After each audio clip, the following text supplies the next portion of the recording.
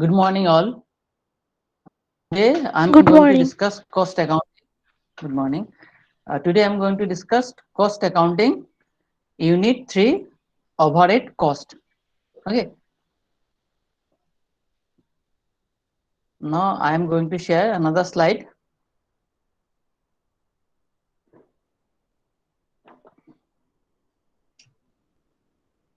Okay. Slide sage ahile.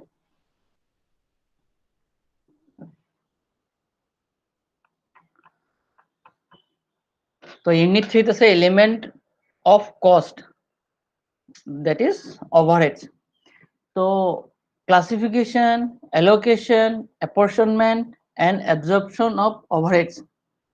তাৰ লগত আছিলে under and over absorption, capacity levels and cost, treatment of certain items in costing like interest on capital, packing expenses, bad debt, research and development expenses, activity based allocation.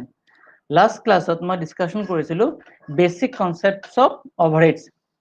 তো আমি আজি details যেহেতু ইউনিটত যি দিয়া আছে তাতে আমি ডিটেইলস আলোচনা কৰিম। ক্লিয়ার? তো প্রথম কোশ্চেনটো আহিব, what are the classification of overhead? বা এনে ক'ব পাৰো, what are the classification of overhead cost? In this slide you have seen that there are three types of elements. Okay, what are these? Number one, element. Number two, behavior. Number three, functional. তোমালোকে লিখি যাবা লগে লগে। What are the classification of overhead? Classification of overhead, basically three parts. Okay, three parts. What are these? Number one, elements, and number two, behavior, and number three, functional. Functional elements classification of overheads, behavioral classification of overheads, and functional classification of overhead. তিনটে basic আমি overhead তো overhead মানে তো জানাই, overhead means indirect expenses, that means which are not direct expenses. Clear? These are called the overheads. তো overheads এর nature তো আমার ক্লাসিফিকেশন তিন ধরনের করব পারো, মানে it may be three types. Okay, number one, elements. Number two, behavior. Number three, functional. Now, what are the elements wise? What are the more classifications of elements wise overheads? Elements wise যদি আমি classification করো, then এর overheads তো কি কি ধরনের হতে পারে? Next, so these are indirect material, indirect labor, and indirect expenses. কার পারলাম ক্লাসিফিকেশন তো এলিমেন্ট ওয়াইজ। ক্লিয়ার? তো এলিমেন্ট ওয়াইজ যদি ক্লাসিফিকেশন করো তিনটা হবো।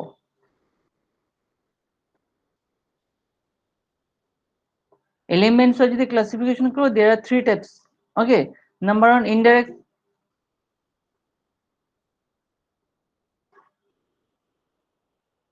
Next, indirect material, indirect labor, and indirect expenses.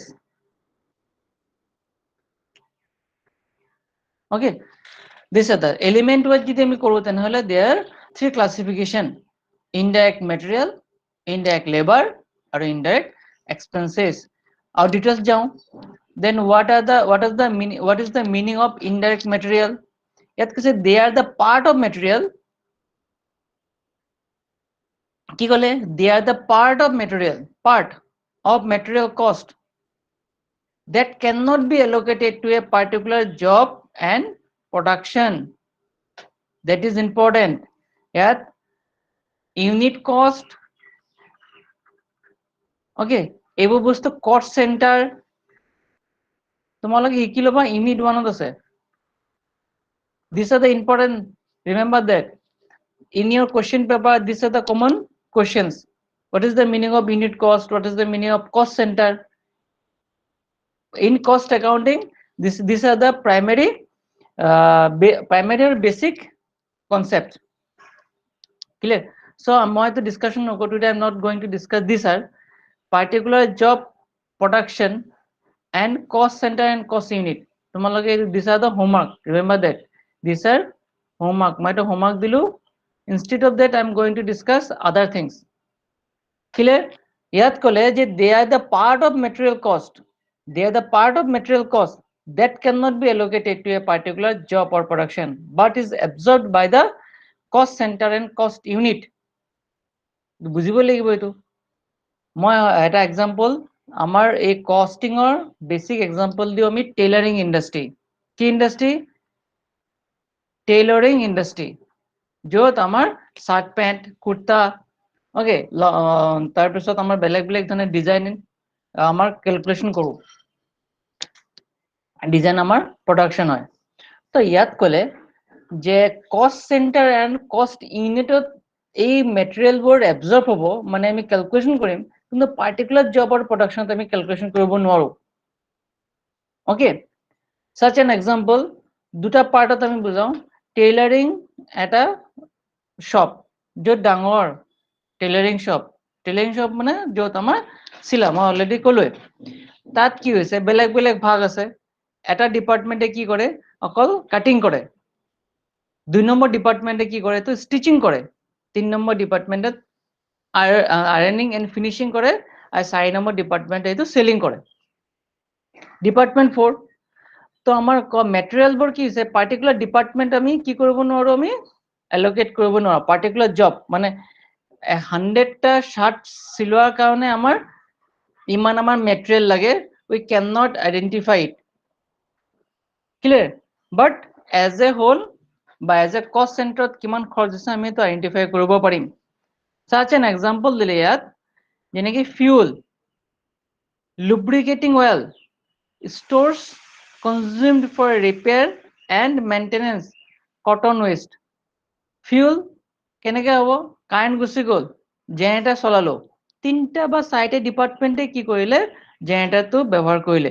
কিছুমান ডিপাৰ্টমেন্টে 3টা ফেন, কিছুমান ডিপাৰ্টমেন্টে 2টা ফেন। এক্সাম্পল দিলো মই। লুব্ৰিকেটিং অয়েল আমাৰ মেচিন চলায়, প্ৰথম কাটিং কৰে। কাটিং কৰাৰ কাৰণে বেলেগ বেলেগ মেচিন আছে। আজিকালি আগতে আছিলে হাতত। Nowadays when there is a large manufacturing industry, they are using modern techniques, okay, modern equipment. For that purpose it requires lubricating oil. যেনেকৈ আমি গাড়ী চলোৱাৰ কাৰণে আমি কি দিওঁ? মোবিল দিওঁ। Example, stores consumed for repair and maintenance, এইবোৰ কাৰণে কটন ওয়েস্ট, কাপোৰ আমি মেচিনটো চলোৱাৰ আগতে আগদিনা যেটো ধুলি পৰিছে তাৰ পিছদিনা মুছিব লাগিব। These are the example of indirect material. Indirect material বোৰ আমি কি কৰিব নোৱাৰো? প্ৰডাকশনত ডাইৰেক্ট আমি এলোকেট কৰিব নোৱাৰো। খৰচবোৰ আমি ভগাই দিব নোৱাৰো যে তোমাৰ হেতু খৰচ, তোমাৰ হেতু খৰচ department wise. It is very difficult to find it. That's why overhead expenses বা overhead cost to important. But overhead costs are playing very important role of productions. If current নাই, জেনারেটর তেল নাই, বা জেনারেটর লুব্রিকেন্ট দিব পৰা নাই, generator বন্ধ হৈ থাকিব। If it is not work sorry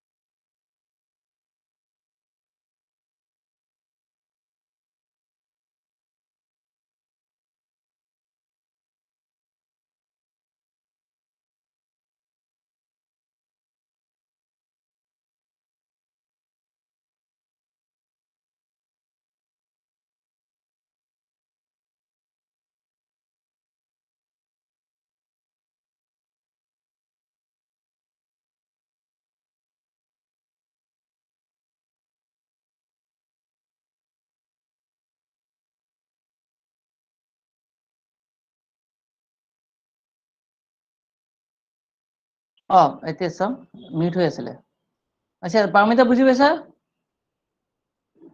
পাইছো এজনে কবা মই পাৰমিতাক নামি দিলো কাৰণ পাৰমিতা সবে যদি অন কৰি দিয়া তেনে দিগদাৰ হ'বতো স্লাইড দেখা পাইছা বুজি পাইছা তো কাৰণ কি this is the final class যদি কলেজ যেতিয়া কলেজ খুলিব we are not going to discuss this chapter again মত আহিবা এইটো চেপ্টাৰ আমি ডিসকাশন নকৰো and this is the final আৰু মই ভিডিও আপলোড কৰি দিম আজি যোনে যোনে চাব পৰা নাই বা জয়েন কৰিব পৰা নাই they will go my channel they will visit my channel and see this video and as well as the notes মই notes গোটেইখিনি মই দি দিম সবক now come to the second part that is called indirect labor indirect material বুজি পালো indirect labor labor তো মানে বুজি পাইছা যোনে কাম কৰিব যোনে ম্যানুফ্যাকচাৰ ডাইৰেক্ট ইনভলভমেন্ট হ'ব কিছুমান লেবাৰ আছে ইনডাইৰেক্ট ডাইৰেক্ট ইনভলভমেন্ট নহয় ফৰ দ্য প্ৰডাকশ্যন পাৰপজ যেনেকৈ সৰু এক্সাম্পল দিওঁ ষ্ট'ৰ কিপাৰ ওকে বা আমাৰ যোনে আমি যদি কওঁ Foreman okay these are the example the indirect labor কি হ'ব this include such types of wages that cannot be allocated but can only be apportioned to the cost center or cost unit example কি দিলে ইয়াত example is very important তুমি কি মুখস্থ কৰিছা it does not matter but example is wages for maintenance workers machine তো ঠিক জায়গাত আছে তার কারণে আমি কি করি ডাঙর ডাঙর ইন্ডাস্ট্রিত আমার কি থাকে লেবার থাকে মানে আমার মেইন মানে ইঞ্জিনিয়ার নয় ইঞ্জিনিয়ার তো আমার মেশিন তো ঠিক করব বাট মোর দেন দ্যাট ইঞ্জিনিয়াৰৰ এটা হেল্পাৰ লাগে য'ত ইকুইপমেণ্টবোৰ আনি দিব মেচিনটো পৰিষ্কাৰকৈ ৰাখিব খুলিব যেনেকৈ ডক্টৰৰ লগত নাৰ্ছ থাকে চেলাৰী অফ কি ষ্ট'ৰ কিপাৰ আছে নহয় যিবোৰ প্ৰডাকশ্যন হ'ব বা যিবোৰ আনফিনিছড মেটেৰিয়েল সেইবোৰ কি কৰিব ঠিক ঠিক জেগাত ৰাখিব লাগিব this is the part very important job okay foreman overtimes and shift of bonus employees contribution to fund holiday pay leave pay কাক দিব these are all expenses for particularly for labor for the payment of labor দিয়া হয় but these expenses are important why these are not directly allocated to a particular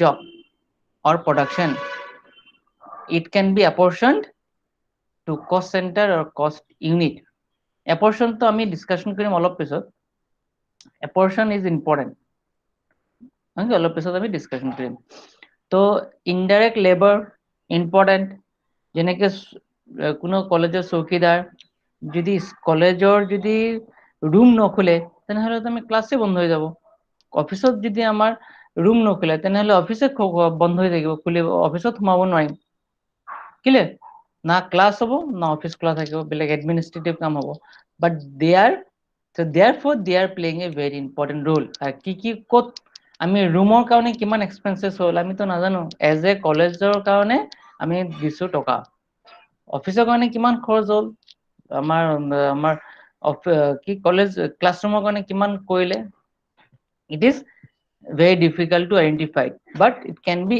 apportioned their expenses these are called the indirect expenses now indirect labor now we are going to discuss indirect expenses যেনেকে rent these are example rent insurance taxes telephone expenses okay depreciation lighting and heating welfare expenses canteen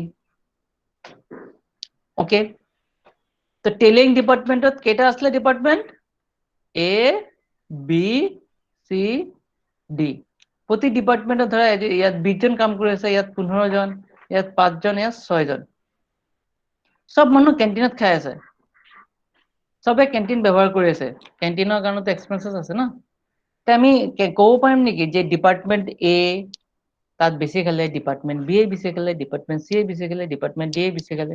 No, it is very difficult to identify or allocate the expenses to a particular department, but it can be absorbed by the cost centers or cost units.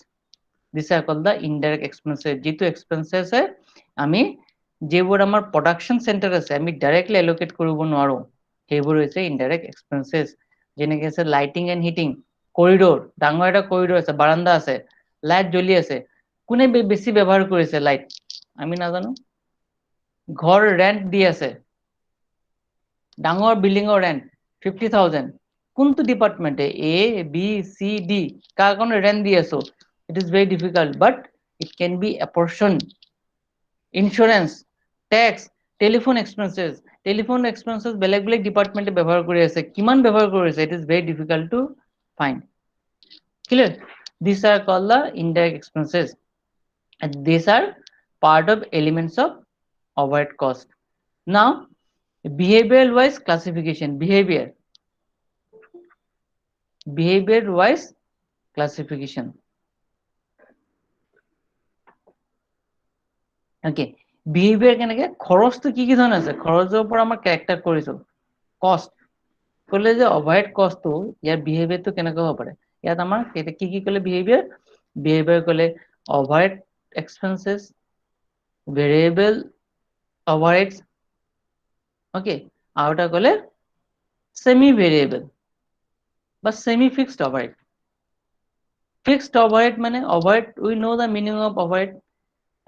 Overhead মানে খৰচ fixed at a level. Fixed overhead means these are the expenses that remain unchanged in total for a given period despite fluctuation in volume of production. Clear? যেনেকে সৰু এটা example দিওঁ, tailoring department A B C D, okay, due to lockdown production কৰিছে কিমান?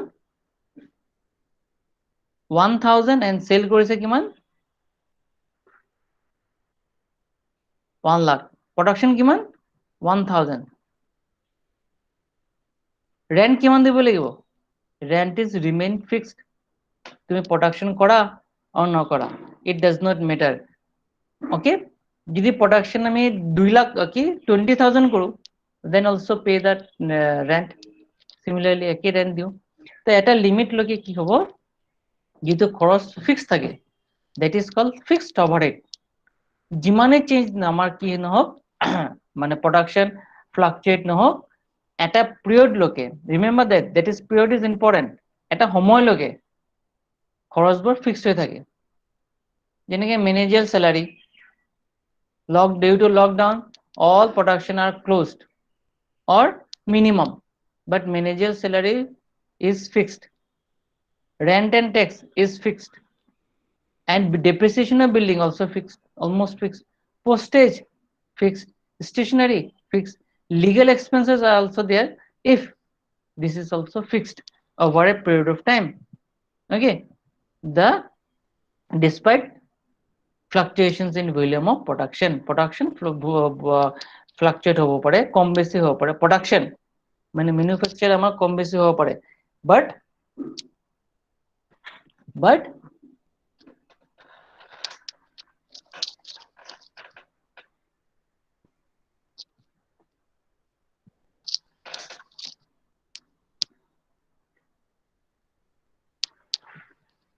okay, but over a period of time the expenses is fixed, therefore it is called fixed overhead. Variable overhead নামেই তো variable, production increased, expenses increased or go up, production decrease, the expenses go down. Clear? These are called variable expenses. They represent those costs that vary in production direct proportion to the volume of output. Number one example, fuel, production বাঢ়িব, fuel বাঢ়িব, production কমিব, fuel কমিব। Power commission, power commission paid to selling agent, sell বাঢ়িব,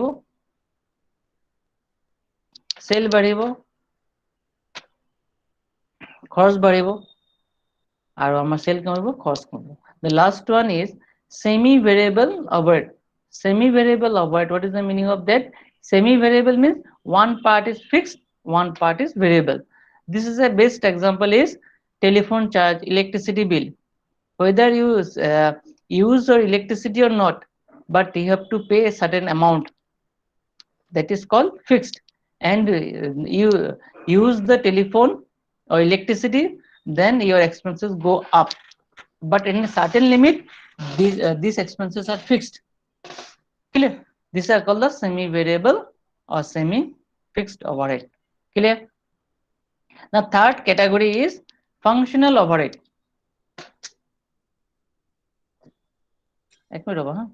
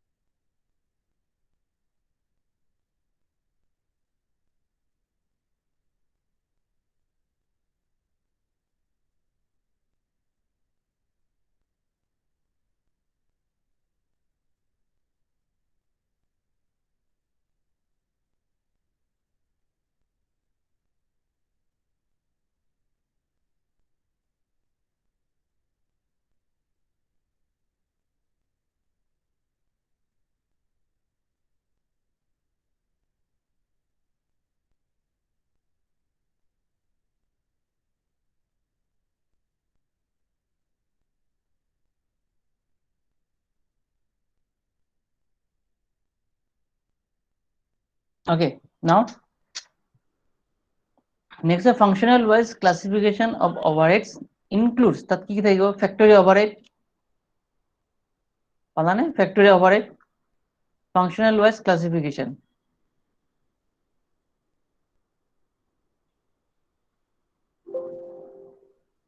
factory overhead administrative overhead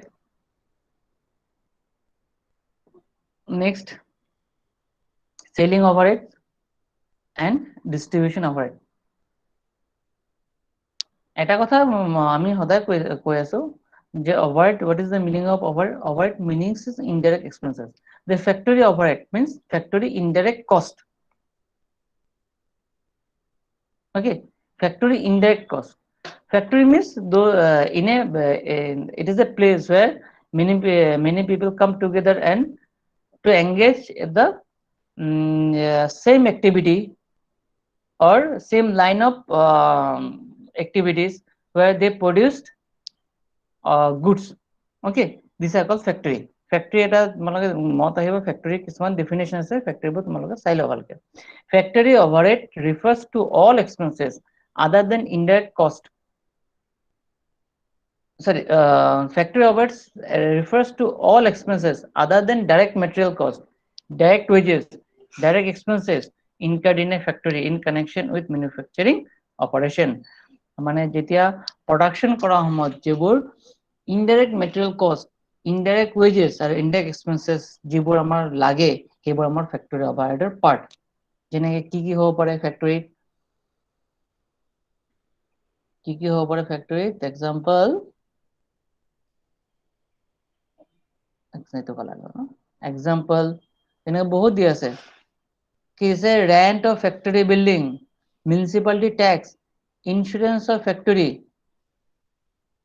building, depreciation of factory building, depreciation, insurance of factory plant and machinery, বহুত দি আছে ফ্যাক্টৰীৰ ভিতৰত যি indirect expenses আছে সব all expenses are included factory overhead, all expenses clear, যি আছে fuel, gas, water, drawing offices, each and everything which are included in where? Included in factory. These are part of factory overhead. Clear? Next, administrative overhead. Factory চলিবলৈ কি লাগিব? Administration লাগে, যেনেকৈ college চলিবলৈ কি লাগে? Administration আমাৰ অফিচ লাগে, প্ৰিন্সিপাল ছাৰ য'ত থাকিব, বেলেগ বেলেগ অফিচৰ মানুহ থাকিব, তোমালোকৰ মাৰ্কশ্বিটৰ কথা আছে, চাৰ্টিফিকেট কথা আছে, form fill up, admission, each and every steps it requires a administrative building. Similarly, এটা manufacturing industry বা service industry they have one administrative office. That আমি administrative office থাকলে নহব, there are two types of expenses in administrative office. One is administrative direct expenses, one is administrative indirect expenses. So now I'm going to discuss administrative overhead. Administrative overhead. Administrative overhead refers to all expenses relating to direction, control, and administration not connected directly with production, sales, and distribution of an undertaking. Clear? Example কি দিছে ইয়াত? General manager management salary, salaries of general office staff, office rent, depreciation of office building. Remember that depreciation has different types. One is office এইটো হৈছে আমাৰ এইটো হৈছে কি এইটো হৈছে আমাৰ ম্যানুফ্যাকচাৰিং ডিপাৰ্টমেন্ট আৰ এইটো হৈছে কি আমাৰ অফিস অফিসত চেয়ার টেবিল থাকে, দিস আর ডেপ্রিসিয়েশন হবো fix because this are fix assets. তো অফিসত ফার্নিচার ডেপ্রিসিয়েশন, মেশিনারি রিপেয়ার, মেশিনাৰিবোৰ ৰিপেয়াৰ কৰিব, audit fees, legal charges, office stationery, telephone charges etcetera, bank charge, director fees, counting office salaries, these are all administrative overhead. Now we produce goods in factory, these are managed by the administration, and now we are going to sell it. Our production তো করলে নহব, আমার কি লাগিব, target to sell the product. Clear? This is called selling overhead. So selling overhead কি কি advertisement হ'ব পাৰে, sales manager, salaries of other selling staff, commission on sale, traveling expenses, these are all clear. Bad debts, these are all selling overhead. Next, distribution overhead. Distribution overhead refers to all expenses incurred from time to time the product is finished in the factory till the delivery to ultimate customers or consumers. You are using your mobile phone, ক'ৰ পৰা purchase কৰিলো, from Flipkart. Okay, Flipkart আমি ক'ৰ পৰা কি product, suppose Samsung or Micromax. তো Micromax ক'ত production কৰে, ধৰি লৈছে বেংগালোৰতো আমি আছো ক'ত, বিহুপুৰীয়া। তো বস্তুটো আমাৰ কি Micromax মোবাইল ফোনটো বিহুপুৰীয়া বেংগালোৰ হৈ পৰা বিহুপুৰীয়াত আহিলে, this is a distribution overhead. Distribution কৰাৰ কাৰণে খৰচ হ'ল নে নাই, these are called the distribution overhead. কি কি হ'ব পাৰে, distribution কৰাৰ আগত বস্তুবোৰ আমাৰ warehouse থাকিব. What is the meaning of warehouse? This is also homework. Warehouse, depreciation of warehouse, insurance, rates, lighting of warehouse, running and maintenance of delivery vans. এনে আহিব নেকি, delivery cost লাগে না, কেতিয়াবা কিছুমান production delivery charge লাগে 40-50. Example, salary of van man, These are the examples of distribution overheads. Clear? তো বুঝি পালো আমি তো আজি এটা আমি কি কৰিলো these are classification of overheads. Now I'm going to discuss allocation. Now what is the meaning of cost allocation and cost apportion? Cost allocation and cost apportionment লিখিলো right?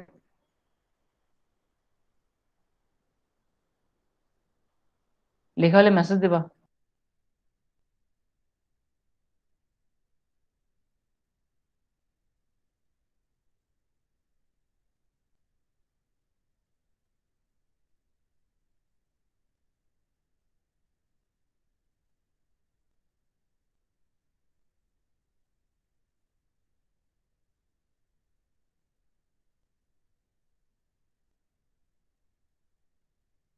okay cost allocation আর cost apportionment আমি অলপ বুঝিলো cost allocation আর cost apportionment মানে কি cost allocation শুনা নাম হৈছে cost মানে খরচ allocate কৰা কিলে আউট হৈছে cost apportionment ভগাই দিয়া allocation of cost ইয়াত দিলে অলপ মিনিং কি পিছত আমি ডিটেইলছ আৰু বুজিম ইয়াত অলপ কি দিছে মিনিং কি কলে allocation of cost মানে কলে implies the entire distribution of overhead item to department on logical basis সব লজিক্যাল বেসিসত আমি ডিপার্টমেন্টত খৰচবোৰ ভগাই দিলো ওকে ইয়াত কলে apportionment of cost কলে the distribution of various overhead items in proportion তেমাৰ apportionত কথাটো হৈছে আমাৰ proportion হ'ব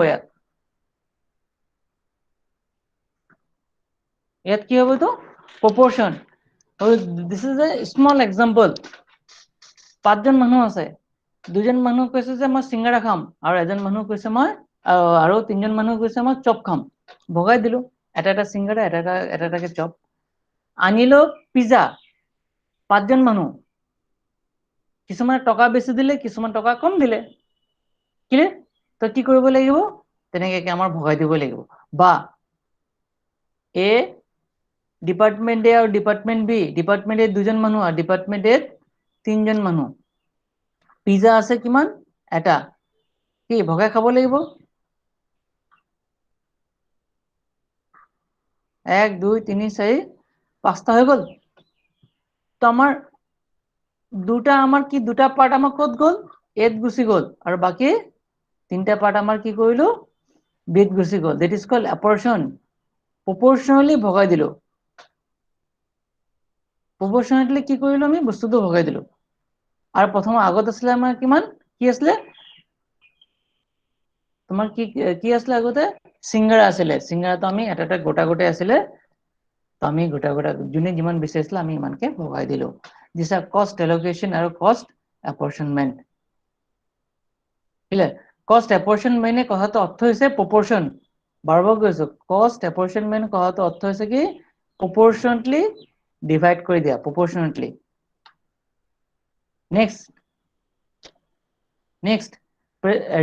represents it represents that part of cost attribution which charge a particular cost to a cost unit it represents that apportioner কথা কলে it represents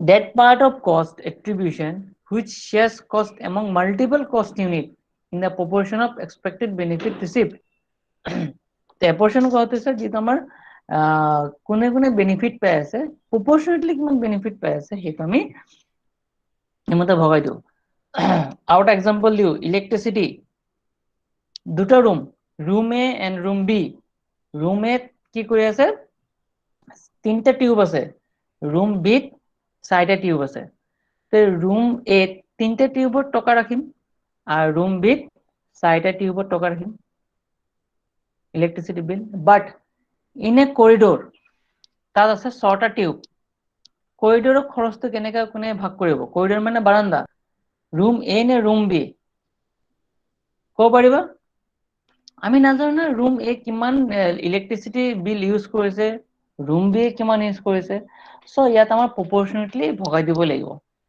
on the basis of some ratio. Clear? This is called the apportionment. Clear? Next is the application. When the overhead belongs to a specific department, when the overhead belongs to a different department, যেনেকে আমাৰ electricity বা ফেন বা furniture, okay, furniture আমাৰ এটা ৰুমত furniture ৰখা আছে, that it can be used department A as well as department B. So it is very difficult to identify which departments are using maximum time. So these are apportionment of cost. Cost আমি apportionment কৰিব পাৰিম, not allocation. This is called apportionment. মানে আমি খৰচবোৰ যিবোৰ খৰচ, কিছুমান বস্তু আমাৰ খৰচ পাৰ্টিকুলাৰ ডিপাৰ্টমেণ্ট চেণ্টাৰত আমি আইডেন্টিফাই কৰিব পাৰোঁ, আৰু কিছুমান এক্সপেন্সেছ যিবোৰ খৰচ ইনডাইৰেক্ট খৰচ, ইনডাইৰেক্ট এক্সপেন্সেছ আমি কি কৰিব নোৱাৰোঁ, ডাইৰেক্ট আমি এলোকেট কৰিব নোৱাৰোঁ, সেইটো আমি এপৰশ্যনহে হ'ব। তাত মিনিং এটা দিছে, cost allocation is the direct allotment, direct allotment কৰি দিলোঁ of cost of traceable cost object. It is the process of associating the expenses incurred to different departments of the organization. যেনেকে আমার example দিলে product or cost center, where those costs are charged to a constant cost center or unit. The process is called as cost allocation. The process is called the cost allocation. In other terms, it is a full-fledged distribution and overhead attempts to the department rationally. যেনেকে ইয়াত আমি কৈছো, আকৌ কওঁ, AC or oil আমি department এও use কৰি department B use কৰোঁ। ডিপাৰ্টমেণ্ট এ কিমান 5 লিটাৰ ইউজ কৰিলে আৰু ডিপাৰ্টমেণ্ট বি 4 লিটাৰ ইউজ কৰিলে, ডিপাৰ্টমেণ্ট এ 5 লিটাৰ এক্সপেন্সেছ হ'ল আৰু ডিপাৰ্টমেণ্ট 4 আমাৰ 4 লিটাৰ এক্সপেন্সেছ হ'ল। আৰু এক্সাম্পল হ'ব পাৰে,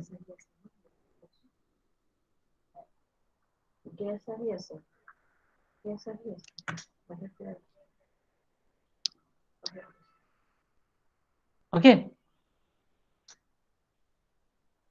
these are called the cost allocation. Next is definition of cost apportionment. It's important.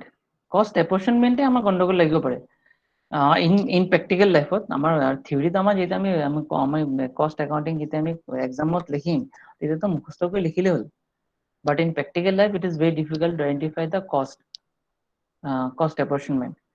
Cost apportionment why important? আমি যে খৰচ আমি যে এবাৰ ইমানকে খৰচ ডিস্ট্ৰিবিউশন কৰিছো, why? Because in tailoring industry আমি পাবো, টেইলাৰিং ইণ্ডাষ্ট্ৰি কেইটা ডিপাৰ্টমেণ্ট হ'ব পাৰে, এ বি চি ডি। ক্লিয়াৰ? এ কি কৰে, কাটিং কৰে, এ স্টিচিং কৰে, সি কি কৰে, প্ৰেসিং কৰে, আর এতে কি করে তো ফিনিশিং করে, ফিনিশ। ওকে, সব ডিপার্টমেন্ট মিলি পেলাই আমার কি হয়, সেল করে। বাট ইন সাম কেসেস আমি কাটিং করাও প্রোডাকশন আমি সেল কৰিব পাৰো, স্টিচিং কৰা আমি সেল কৰিব পাৰো, আমি প্ৰেসিং কৰাৰ পিছতো সেল কৰিব পাৰো, হয় তেনেকুৱা ডিপাৰ্টমেন্ট। তেনেকুৱা ডাঙৰ ডাঙৰ ইণ্ডাষ্ট্ৰীত Bangladesh is a hub of key industries, cotton industries. ৱৰ্ল্ডৰ সবতকে ডাঙৰ ডাঙৰ, আমি যিমান ডাঙৰ ডাঙৰ কষ্টলি শাৰ্ট পিন্ধো সব বাংলাদেশত ম্যানুফ্যাকচাৰ হয়। ৱৰ্ল্ডৰ যিমান মানে লাৰ্জেষ্ট ইণ্ডাষ্ট্ৰি আছে, গাৰ্মেন্ট industries, all are based in Bangladesh because they are very minimum labor intensive cost. বহুত ম্যানুফ্যাকচার তাত আছে, লেবার বহুত বেশি আছে আর খরচ বহুত কম as compared to the other countries, India হোক চাইনা হোক। তো কি করে বাংলাদেশত এটা কোম্পানি কি করে, অকল কাটিং করে, বেলেগে কি করে আকৌ স্টিচিং করে, আর বেলেগে কি করে তো প্রেসিং করে, আর বেলেগে কি আর একটা ডিপার্টমেন্টে কি করে তো ফিনিশিং করে। তো আমার জানিব বা কিছুমানে আকৌ সব করে, একদম এ টু জেড করে। তো মাজত যদি কাটিং কৰাৰ পিছত সেল কৰিব, তেতিয়া জানিব লাগিব না কষ্ট কিমান আছে, কাটিং কৰা কষ্ট কিমান হ'ল। ক্লিয়াৰ? যদি আমি এটা কষ্ট যদি বাদ দি দিও তেনেহলে লস হৈ যাব, বিকজ আমাৰ লাষ্ট যেতিয়া প্ৰডাকশন হয় 5 পইচা 5 পইচা বহুত ভ্যালু কৰে যত হিসাব কৰচোন 1 লাখ প্ৰডাকশন হৈ যত 1 লাখ 1 লাখ মানে জানা ন কিমানটা শূন্য হ'ব আৰু ইয়াত 0.5 পইচা কিমান হ'ব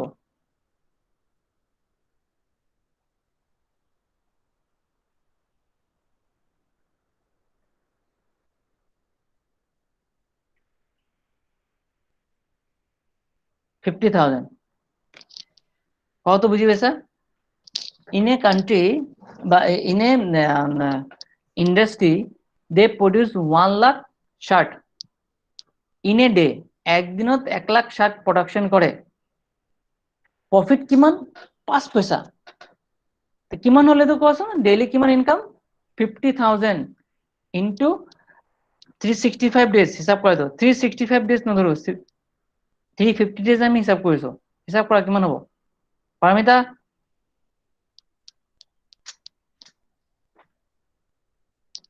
ক্লাস চেক কৰিম এতিয়া কোৱা আনসাৰটো দিয়া 50,000 into 350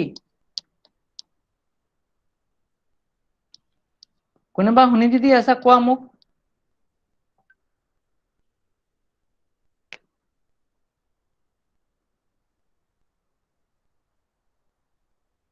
শুনিছা না কোনোবা স্যাৰ অ 17,500,000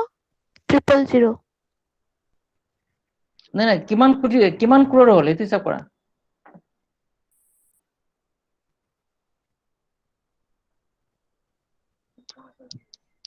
50,000 into 360 ধৰা তেনেহলে হ'ব 1 crore 80 lakh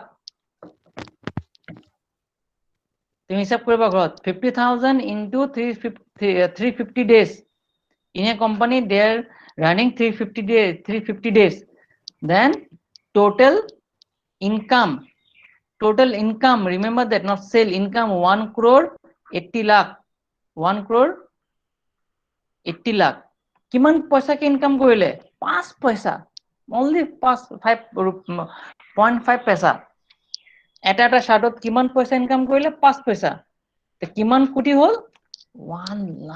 1 crore 80 lakh imagine তোমালোকে মেগি খোৱা সেইবোৰ ম্যানুফ্যাকচাৰ চাগে 5 পইচাকে প্ৰফিট কৰে ডেইলি প্ৰডাকশন 1 লাখ বা 10 পইচাকে কৰিলে তো বহুত লাভ হ'ব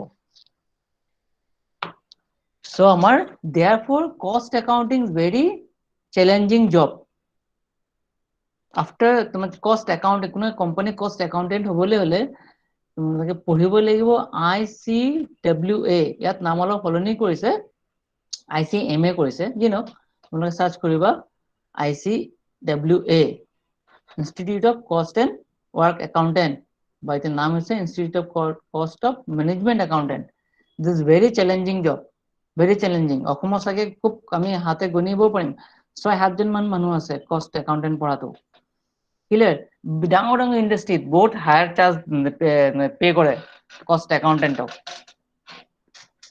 clear so these are the cost apportionment হ'ব আজি ইমানখিনি থাকক নেকি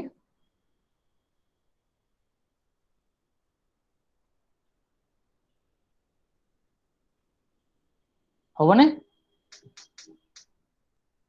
হ'ব ওকে সবে আছা ঠিক আছে ওকে থ্যাংক ইউ